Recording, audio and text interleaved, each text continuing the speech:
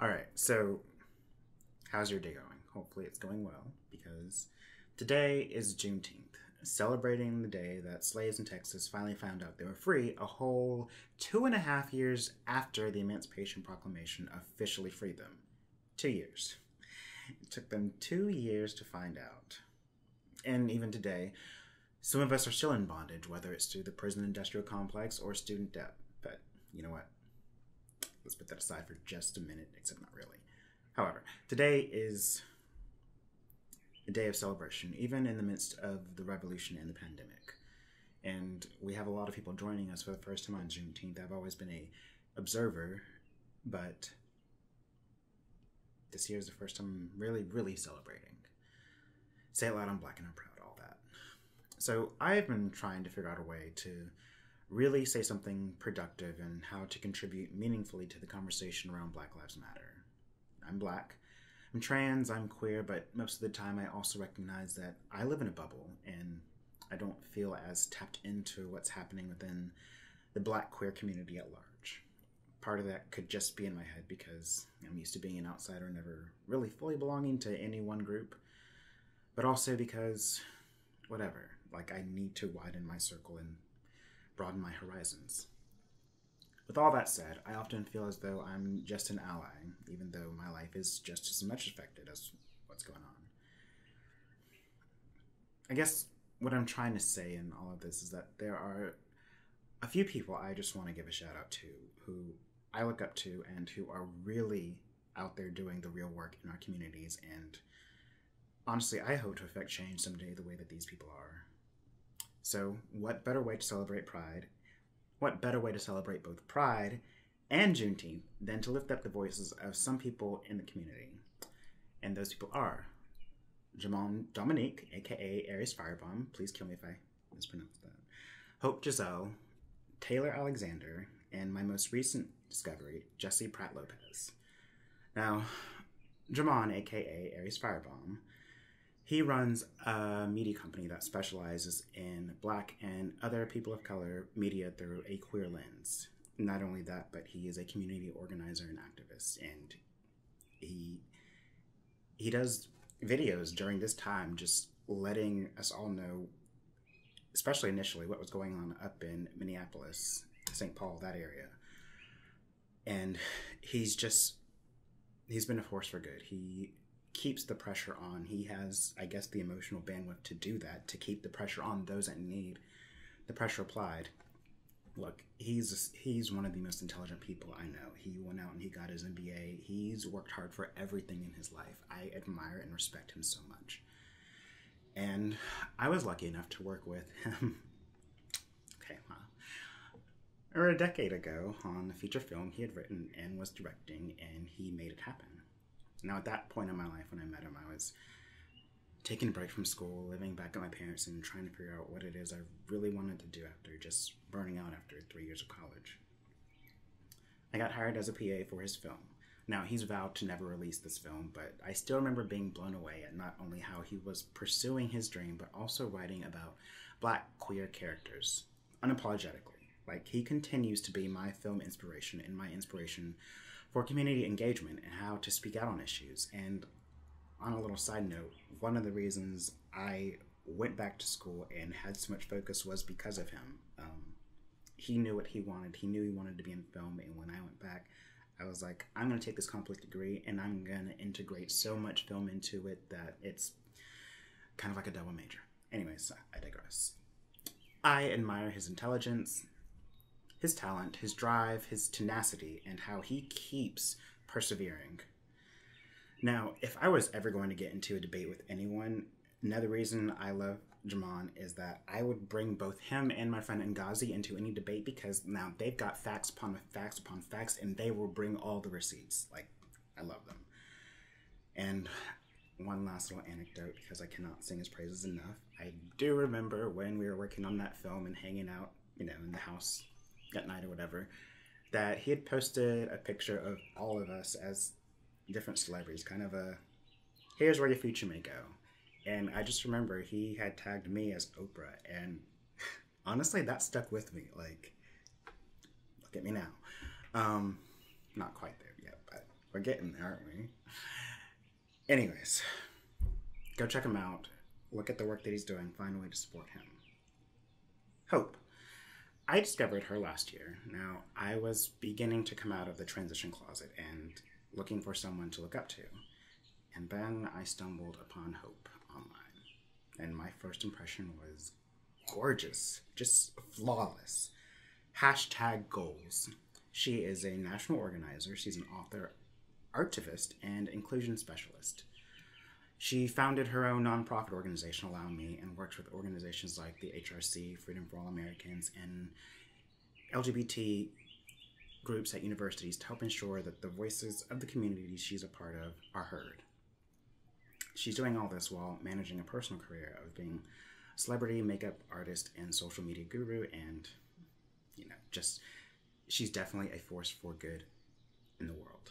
You should all be aware of her. Now, after seeing her online, I felt like transitioning was possible. I mean, really was possible. I was already moving forward socially, but here was someone living and thriving and doing things in her community and being an online presence. She posted recently about how there was the donation she had collected online, and she had made this donation from the monies that she collected toward Tony McDade's funeral costs, the trans man killed in Florida.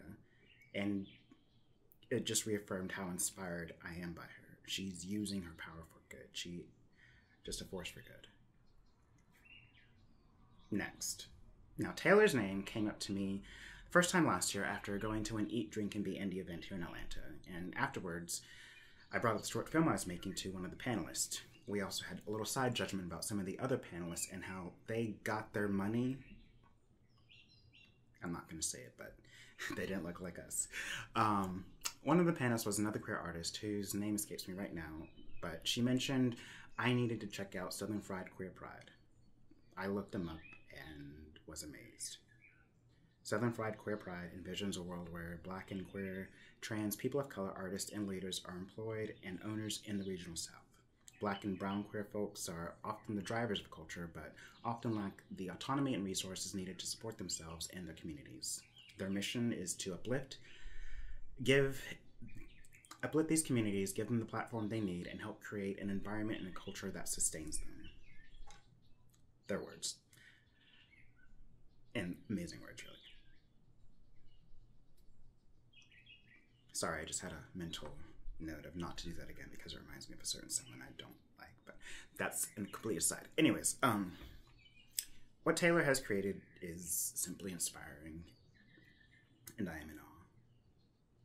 I don't even know how to begin describing the events they do and how they support and engage the queer community, and let's just say her queens are fierce. Like, I went to a drag show, not theirs, and then I saw her queens, and it was just like, y'all got some work to do, don't you? And granted, my first drag show was just last year, so don't hate on me.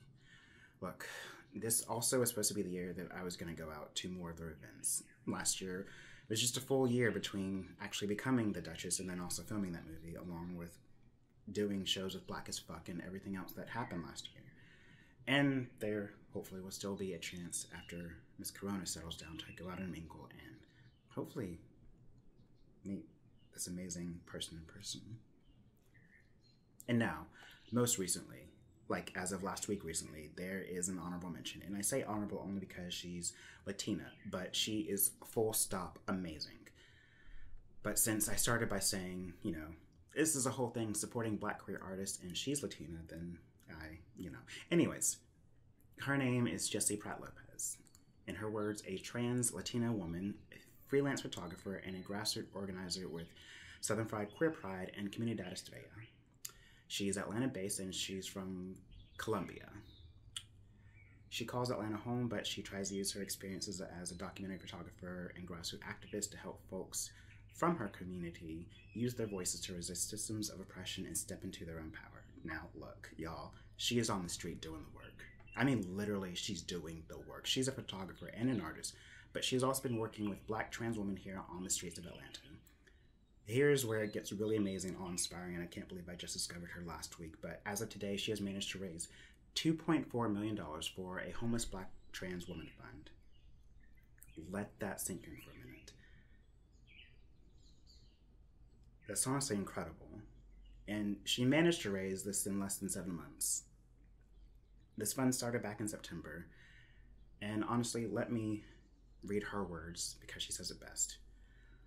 As of this week, every girl from the original group I had in mind when starting this fund, Ravon, Brooklyn, Unique, Jada, Shatara, Slim, hopefully I pronounced this right, is in temporary housing, plus 3 other girls, Africa, Epic, and Shay.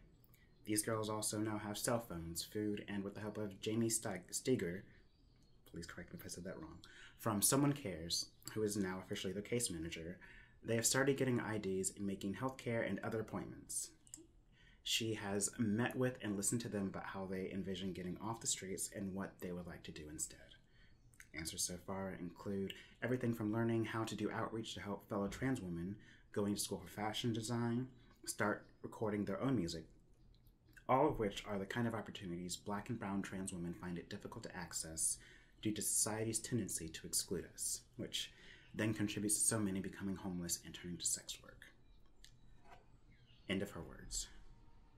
When I say that I'm fortunate, I could easily be homeless just for being gay and being Black and being gay. Never mind, on top of that, being trans. But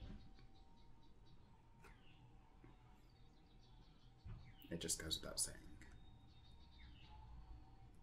The women that she's helping, they're incredible. And you should check out her Facebook page. You should check out her website and also her Instagram page because she does a beautiful job of capturing the characters of these women.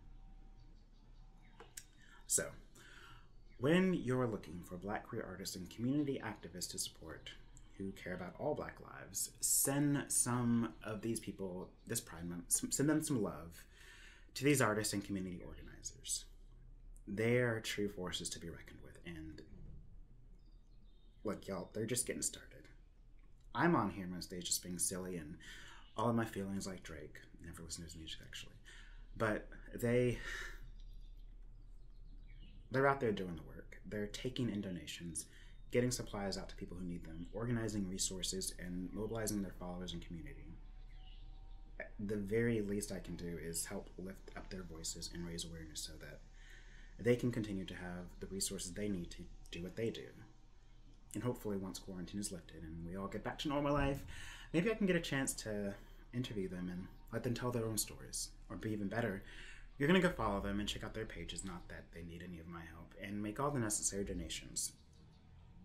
Now, because this is also Juneteenth, a special shout out to my cousin who's not queer, but she's launching her own side food hustle. Excuse me, I'm not drinking from this.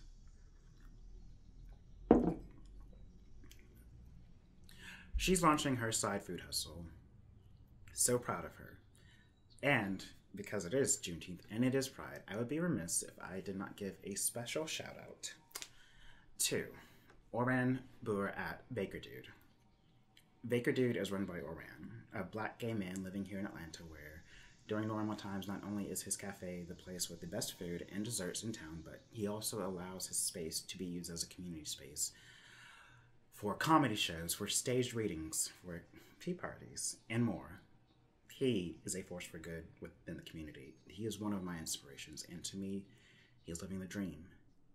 He served in the military with honors. He's raising 2 boys with his partner, and he's a business owner who knows how to hustle. I'm truly fortunate to call him a friend because, as someone who just started her own business last year, he really inspires me, and I was in so much doubt starting my company last year that I met him at just the right time to continue to inspire me. And really, Baker Dude is my home, in my heart. And I know that this pandemic has been hard on all of us, but especially those in the restaurant industry, and especially new businesses. So, if you have the chance, check out Baker Dude this weekend, or any weekend. Check out his hours, and look at his posts, follow him on Instagram and all the other social medias. Medium. He does takeaway breakfasts and takeaway meals, and if you've never had his quiche, then you need to check him out. I'd like to say they're proud. I'm like to say that they're official sponsors of this show, but I should probably mention that to Baker Dude is located in Grant Park in the Beacon Complex off of Grant Street. All right, that's all the time I have for today, and literally these just keep getting longer and longer, but hopefully I'll try and keep them shorter in the future, because going forward, I don't know what format this will take, but hopefully I get to bring on some of my friends, and you'll hear more than just me talking, and hopefully you'll be entertained, you'll learn a little bit, and maybe find some healing along the way. Until next time, keep bearing the lightness of being, and enjoy.